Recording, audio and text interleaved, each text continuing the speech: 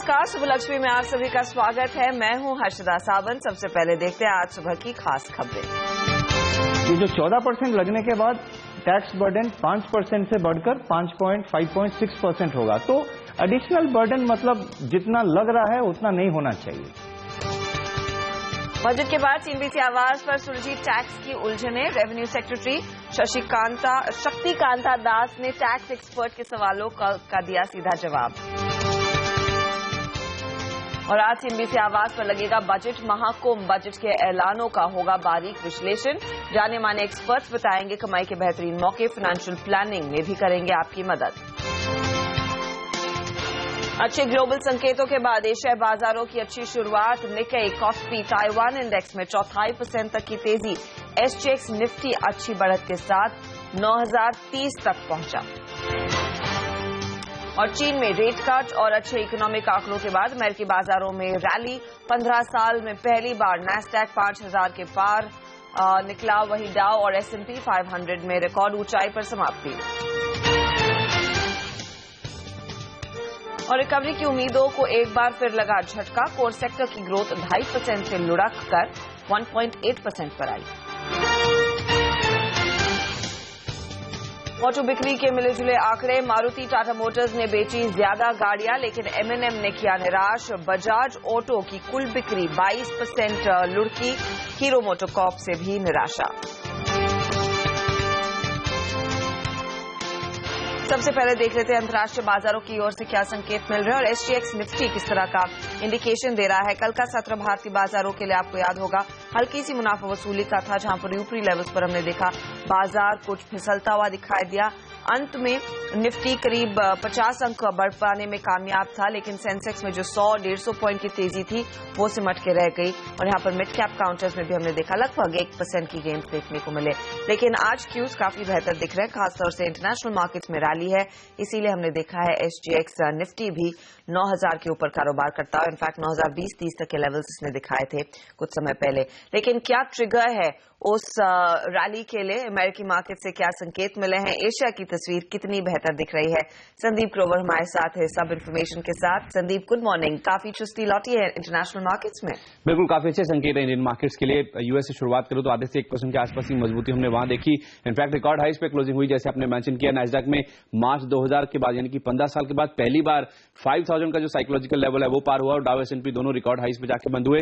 चौतरफा अच्छी खबर है, जिसकी वजह से हमने देखा कि यूएस के मार्केट्स में रैली देखने को मिली। यूएस के जो आंकड़े थे खासतौर पे मैन्युफैक्चरिंग सेक्टर के, उसमें अक्टूबर के बाद सबसे अच्छी ग्रोथ देखने को मिली। पीएमआई आंकड़ा 55 के पार पहुंच गया। इसके साथ साथ सैटरडे को जो रेट कट हुआ था चाइना में, जिसके बारे में कल आपको बताया था, 3 महीने में दूसरी बार ऐसा हुआ कि वहां पे रेट कट का अनाउंसमेंट देखने को मिला। और चाइना के जो फरवरी के HSBC PMI आंकड़े आए थे उसमें भी कॉन्ट्रैक्शन से एक्सपेंशन देखने को मिला। जुलाई के बाद सबसे अच्छी बढ़त वहां देखने को मिली। और यूरोजोन की जो डिफ्लेशन की स्थिति है, वहां पे जो CPI आंकड़े आए थे उसमें भी कहीं ना कहीं थोड़ी राहत दिख रही है। और वहां पे जनवरी की जो बेरोजगारी दर है उसमें भी कमी देखने को मिली। तो चौतरफा अच्छी खबरें थी, जिसकी वजह से यूएस के मार्केट्स में पॉजिटिवली रेट किया, आधे से 1% के आसपास की गेन से। और रिकॉर्ड हाइस पे जाके हमने देखा क्लोजिंग यूएस के मार्केट्स में कल देखने को मिली।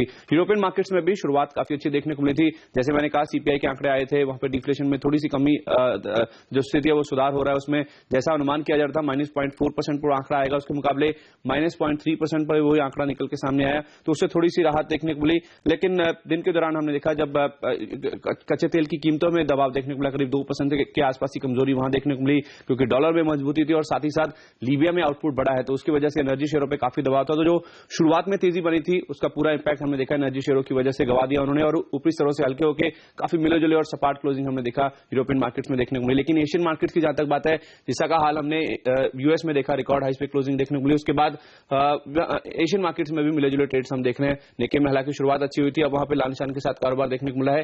स्ट्रेट टाइम, कॉस्पी और हैंगसेंग यहाँ पे अच्छे कारोबार देखने को मिले, करीब 1.25% के आसपास की बढ़त देखने को मिली है। तो कुछ ज्यादा अच्छा रुझान एशियन मार्केट्स में नहीं देखने को मिला, लेकिन ऐसे निफ्टी ऐसे संकेत जरूर दे रहा है कि हल्की पॉजिटिव शुरुआत इंडियन मार्केट्स में देखने को मिल सकती है। हालांकि ऊपरी स्तरों पे वहां पे भी दबाव है, लेकिन 9000 का जो साइकोलॉजिकल लेवल है यहाँ पे भी पार होता नजर आ रहा है।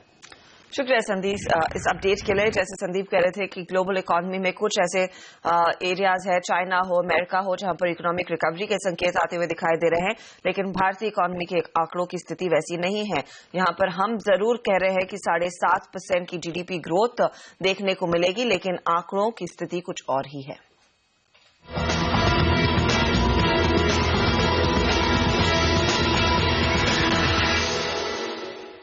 इकोनॉमी में अब भी सुस्ती दूर नहीं होती हुई दिखाई दे रही है। जनवरी महीने के जो कोर सेक्टर का आंकड़ा आया है, इसमें कम से कम इसी तरफ इशारा देखा जा रहा है कि आलम बेहद पस्त है, सुस्त है।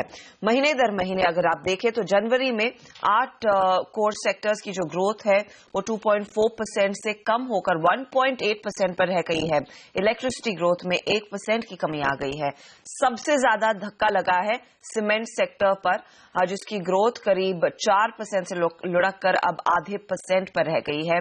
कोल और क्रूड उत्पादन के मोर्चे पर भी निराशा हाथ लगी है। हालांकि फर्टिलाइजर और स्टील सेक्टर की ग्रोथ अच्छी रही है। तो इस डेटा पर भी नजर रखेंगे और जानेंगे कि यहां से आगे क्या इसका कुछ इम्पैक्ट रहेगा ओवरऑल मोमेंटम पर। लेकिन निफ्टी के लिए क्या रणनीति होनी चाहिए, उस पर एक पहले चेक ले लेते हैं। हमारे साथ है प्रिसीजन इन्वेस्टमेंट के किरण जाधव। किरण, गुड मॉर्निंग, स्वागत है आपका। कल की समाप्ति हमने देखा है 89.56 के आसपास हुई। कुछ वॉलेटिलिटी दोपहर में देखने को मिली थी और फिर से आखिरी आधे एक घंटे में हमने देखा अच्छी रिकवरी आई। आज 9000 के ऊपर SGX निफ्टी कारोबार कर रहा है। इंटरनेशनल मार्केट से थोड़े से पॉजिटिव संकेत हैं। क्या 9000 के लेवल्स तक पहुंचेगा मार्केट? क्या वही रणनीति होनी चाहिए? मॉर्निंग हर्षदा जी। निफ्टी के लिए 9000 एक साइकोलॉजिकल और लास्ट टाइम का टॉप है, ये बैरियर है ही। पर मेरा ये मानना है कि आज नहीं तो कल ये बैरियर जरूर टूटेगा। जो मोमेंटम हम देख रहे हैं वो जारी रहेगा। इसके लिए स्टॉप लॉस रखना चाहिए 8900 का, जो कि कल का बॉटम भी है। और मोमेंटम ये बिल्कुल अच्छा है, मार्केट लाइट है, तो मेरे ख्याल से इधर से और 9000 के लेवल्स इजीली स्पॉट निफ्टी में इजीली आपको ब्रेक करते हुए दिख जाएंगे आने वाले दिनों में। ओके, लेकिन किरण, किन स्टॉक्स पर आपको लग रहा है एक मौका है, एक अपॉर्चुनिटी है ट्रेड की?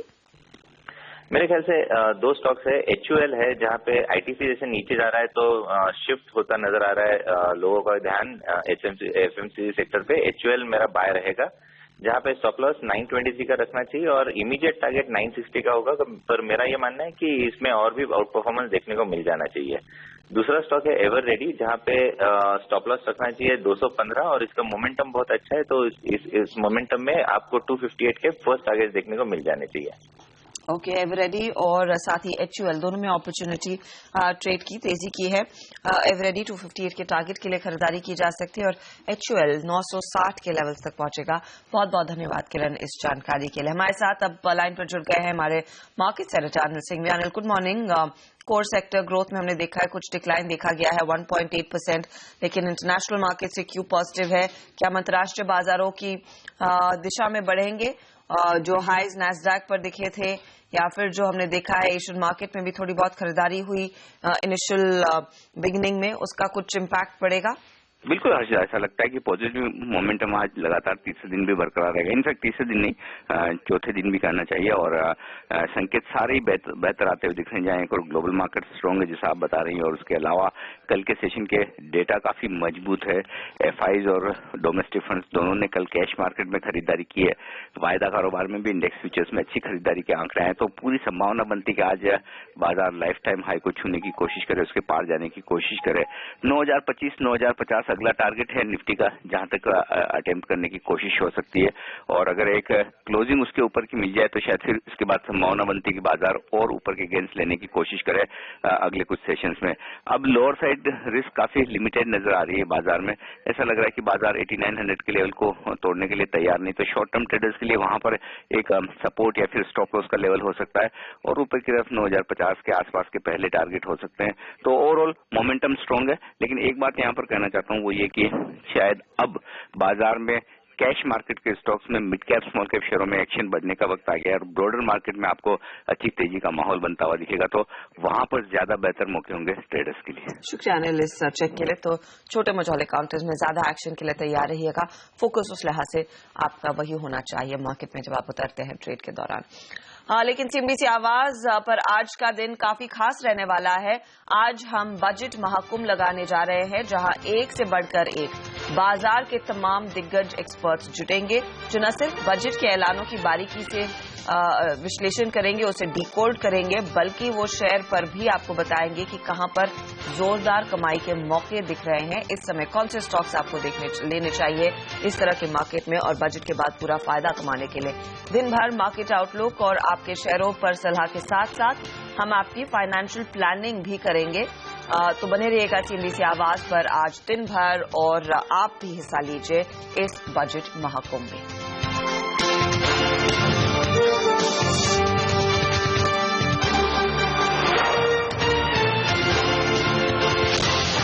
आप देख रहे हैं CNBC आवाज पर सुबह लक्ष्मी और कई ऐसे शेयर हैं जहां पर खबरों का असर आज देखने को मिलेगा, खासतौर से ऑटो कंपनियां और इंश्योरेंस स्टॉक्स। क्या खबरें हैं, किस तरह की असर देखी जाएगी आज की ट्रेड में, इस पर एक चेक ले लेते हैं सोनम मेहता और पूजा त्रिपाठी के साथ।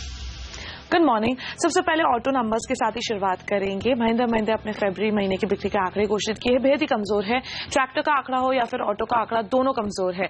ऑटो बिक्री में 10% की गिरावट आई है, ट्रैक्टर बिक्री में 35% की गिरावट देखने मिल रही है।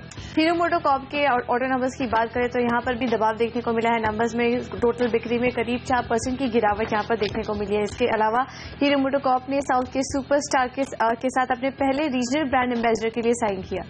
टीवीएस मोटर के काउंटर पर नजर, जहाँ पे कंपनी के आंकड़े फिर से बेहतरीन है, आउट परफॉर्मेंस देखने मिल रहा है। कुल बिक्री में 15% की बढ़ोतरी हुई है, जहां पर एक्सपोर्ट्स की तरफ से पूरी मदद मिली है, जिसमें 35% की बढ़ोतरी हुई है। तमाम इंश्योरेंस काउंटर आज फोकस में रहेंगे। यहाँ इंश्योरेंस में 49% FDI लाने के लिए DIPP ने एक प्रेस नोट जारी किया, जिसमें ऑटोमेटिक रूट के जरिए 26% और FIPP रूट के जरिए 26 से 49% के FDI की मंजूरी दी है। दो फार्मा काउंटर्स पे नजर। सबसे पहले जुबलिएंट लाइफ साइंसेज, यहाँ पे कंपनी को एस्थमा की ट्रीटमेंट की दवा के लिए US FDA से नॉड मिल गया है, मंजूरी मिल गई है। और नैटको फार्मा को US ड्रग मेकर जिलेड साइंसेस के ब्लॉकबस्टर हेपेटाइटिस C की दवा का जेनरिक वर्जन बनाने का वॉलंटरी जो लाइसेंस है वो मिल चुका है। अब कुछ एक कोर ब्लॉक ऑक्शन पर एक अपडेट ले लेते हैं। शेड्यूल 3 ऑक्शन के लिए क्वालिफाइड बिडर्स फाइनलाइज हो चुके हैं, जो कि 4 मार्च से चालू होंगे। यहाँ पर अदानी पावर ने 5 ब्लॉक, हिंडाल्को ने 2 ब्लॉक, स्टरलाइट और बाल्को ने 3 ब्लॉक और JSPL ने 6 ब्लॉक्स के लिए क्वालिफाई किया है।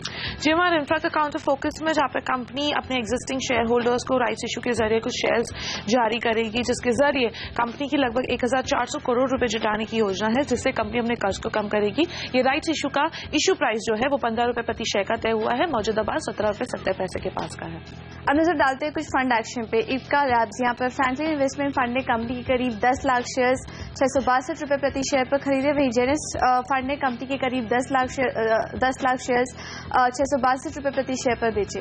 NCC लिमिटेड में city group global moistures limited ने कंपनी के 95 लाख शेयर्स बेच दिए हैं 86 रुपए प्रति शेयर पर। आपको बता दूं, यहाँ पे सिटी ग्रुप ने अपना स्टेक कंपनी में कम कर दिया है, जो 5.4% पे था, अब कम होकर 3.7% पे आ गया है। तो तमाम स्टॉक्स आज हरकत में रहेंगे, लेकिन ऑटो कंपनियां शायद बाजार पर कुछ असर डाल सकती है, दबाव डाल सकती है बिकवाली का। लेकिन क्या फिलहाल ट्रिगर्स मिल रहे हैं करेंसी मार्केट की ट्रेड पर, उस पर नजर डालें तो डॉलर के मुकाबले जहां पर 4 पैसे कमजोर होकर कल रुपया 61.87 पर टिकता हुआ दिखाई दिया।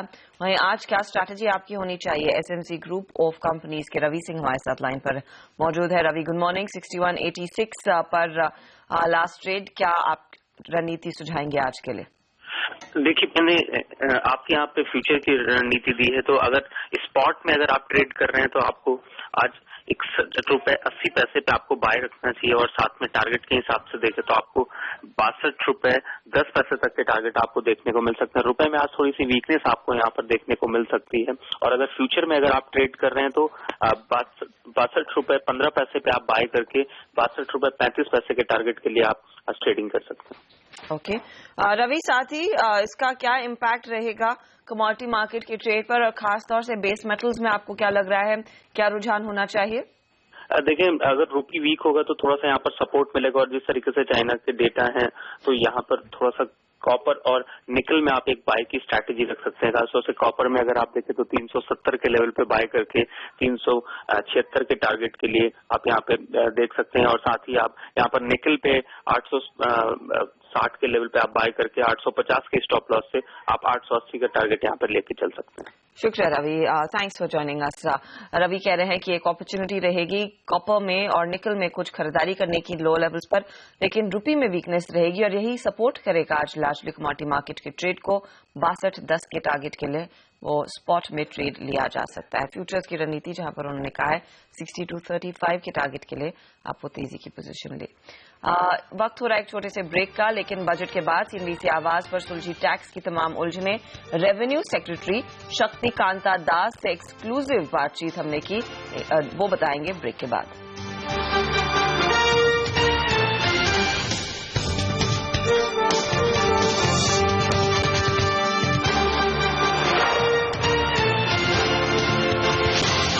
बजट पेश होने के बाद टैक्स से जुड़ी तमाम उलझने सुलझ गई हैं। सीएनबीसी आवाज पर रेवेन्यू सेक्रेटरी शक्तिकांता दास ने आम लोगों और टैक्स एक्सपर्ट्स के सवालों का सीधा जवाब दिया।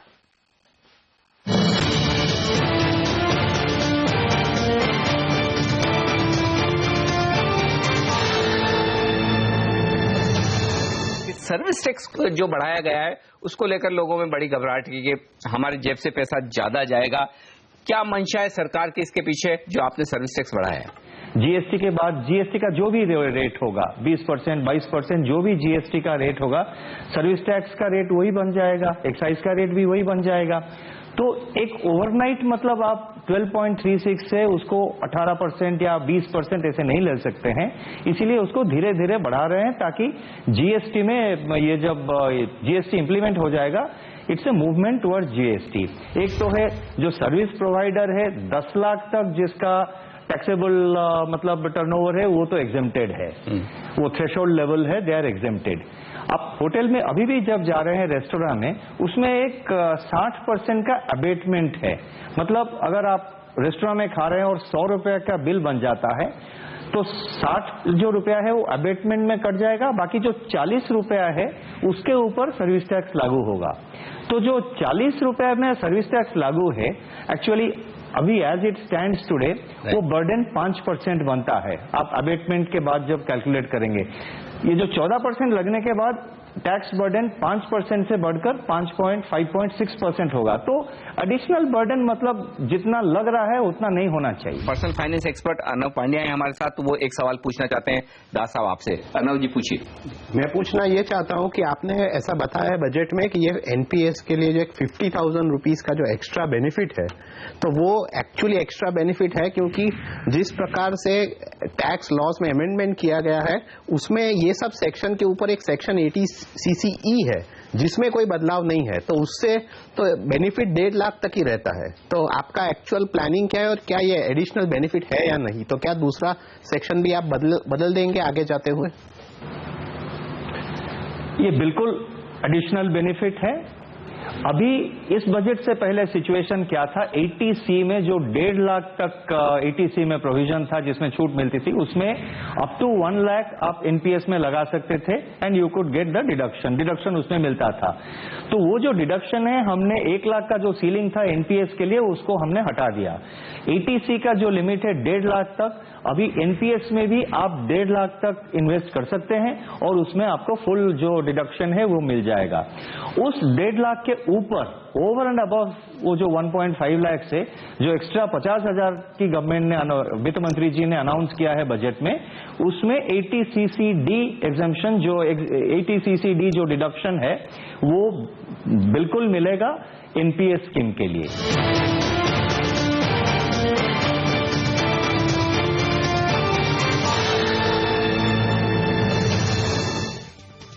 और आपसे इजाजत लेने का समय हो रहा है, लेकिन देख लेते हैं अंतर्राष्ट्रीय बाजारों की स्थिति कैसी है।